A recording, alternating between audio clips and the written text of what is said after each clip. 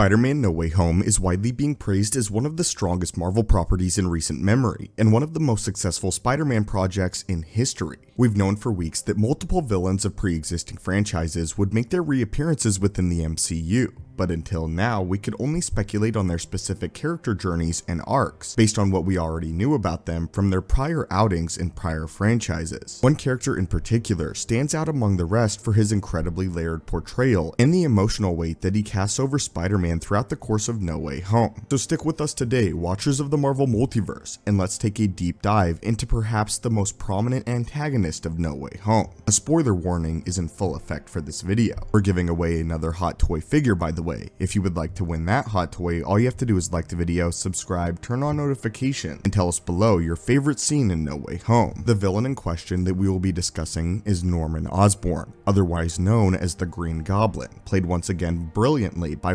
Dafoe from the Sam Raimi era of Spider-Man films. And specifically, we will be exploring the popular fan theory that details the circumstances by which the Goblin takes over from Norman's consciousness. Before we delve into this, however, it's important to understand not only Osborn's character, but the character consistency carried between the two franchises. While we had known that Osborn, amongst others, would be returning, many did not anticipate him to return with the same magnitude of depth, complexity, and consistency as before. Many avid fans were skeptical of Marvel's endeavor to include 5 separate antagonists within one film, especially given the lackluster track record of Spider-Man projects that have been derailed by an overabundance of villains and plot threads. For this reason, many theorized that this approach would likely require sacrificing integral parts of many beloved character journeys and depth in order to fit them into the mainline narrative of the MCU's Spider-Man. Due to this, it was largely speculated that Norman Osborn may simply return to provide fan service, and would largely be relegated to an oppositional force for Tom Holland's Peter Parker. Lucky for us, however, in the final product of the film, this assessment was largely wrong, as Osborn not only returned with the same amount of emotional complexity that he showcased in 2002, but Dafoe was once again able to tap into both the Goblin's sinister side as well as Norman Osborn's more gentle nature. Despite being the oldest returning Spider-Man villain in the franchise, we are still left with a few questions regarding his nature and his transformation, and what exactly prompts the Goblin to resurface from Norman. Much like the Incredible Hulk and Bruce Banner, Norman and the Goblin are two distinct beings that share the same body.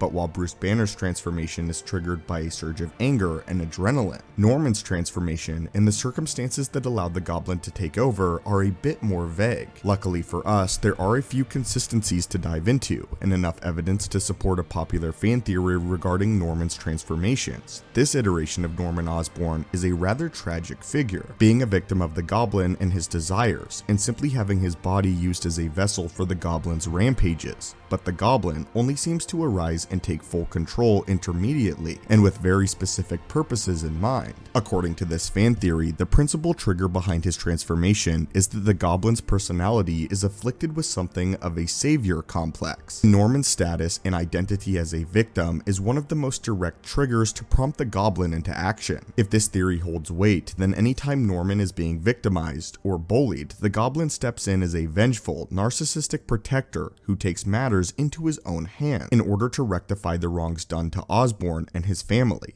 This often entails the Goblin going to the extremes, to the point of murdering those who threatens Osborn's safety or the safety of his loved ones. He is also largely dominated by power through dialogue that we hear nearly immediately in No Way Home, where the Goblin directly tells Norman to stop sniveling and that they have a new world to conquer. The Goblin may be triggered by Norman feeling victimized, but it is not his full and true purpose once he arises. Surprisingly enough, throughout the course of both the first Sam Raimi Spider-Man movie and No Way Home, there are multiple instances of this taking place, and many of them share this common trait. A consistent theme throughout the first Raimi film is how the Goblin is teaching Osborn to stand up for himself, showing him how to properly fight back, and even taking over when necessary. After Norman is kicked off of the Oscorp board of directors, the Goblin takes over in order to enact his revenge and vengeance, seeing Norman once again as a victim, and assuming the role of a benevolent savior in this instance, righting the wrongs conducted by Norman, who the Goblin also seems to despise. Later in the very same film, at the dinner scene, Harry berates his father for leaving in the middle of Thanksgiving dinner after meeting his new girlfriend, and even though he is not in his combat gear, we see the Goblin stepping up and taking control as Osborn gets on the elevator, He directly responds to Harry's assertion and aggressive nature with the same level of aggression in order to get Osborn out of the situation, and this precedent carries forward into the end of the film.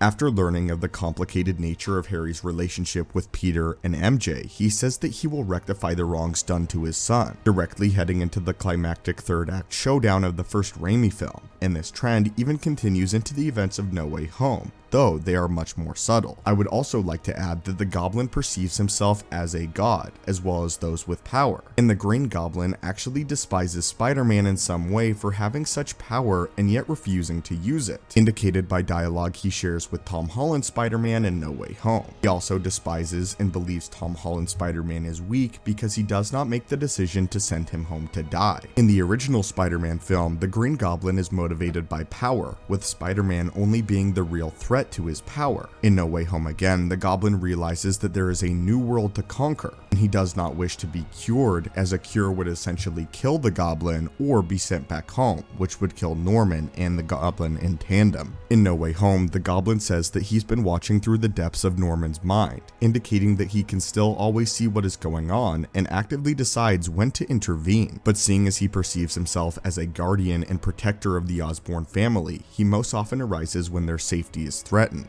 This could be due to the fact that if Norman's body dies, then the Goblin dies with him, though this part is primarily speculative despite still making complete sense. With this situation, it could be argued that Norman's safety is being threatened by the prospect of returning to a timeline wherein he is highly likely that he will die, or the Goblin will be rid of entirely. Knowing that Peter intends to put Osborn into a dangerous situation that could reasonably result in his death could most likely be what pulled the Goblin into conflict with Spider-Man in No Way Home. Not to mention in the scene with Doc Ock, where Doc Ock tells Norman that he is about to become whole, one of the primary reasons the Goblin arises is because he is simply insulted. Something else interesting about the Goblin is he attempts to serve his own warped and twisted moral code. This popular fan theory could add yet another layer of complexity towards not only Norman and the Goblin, but their relationships with one another, as it's confirmed that Norman has developed the ability to remember the things that the Goblin does and is being forced to live with them. Though he does not remember the first transformation or the subsequent few, when he notices the cut on Peter's arm, he is able to deduce that he is Spider-Man based on the encounter that he and the Goblin had during the apartment fire. The fact that he is able to make this connection directly implies that Norman is capable of remembering the Goblin's actions. The Goblin's main goal is to preserve himself and his power at all times. In the original Sam Raimi film, Spider-Man is the direct opposition to this power, and in No Way Home, Peter Parker, an individual with immense power, refuses to use it, therefore prompting the Goblin to not only kill and take him out as well, believing that he and the other villains are gods. But I believe he may have actually actively used Norman Osborn to get closer to this universe's Peter Parker and learn all that he could, taking over at the optimal moment when Spider-Man was at his most vulnerable and all of the villains were assembled and ready. But anyway, my friends, what do you think of this theory? Do you think that this is the principal trigger behind Norman's transformations, or do you think that there is more to it than this? Also, be sure to hit that subscribe button to stay up to date with everything No Way Home related as we continue covering the movie. As always, my friends, thank you so much for watching, and I'll hopefully see you in the next video.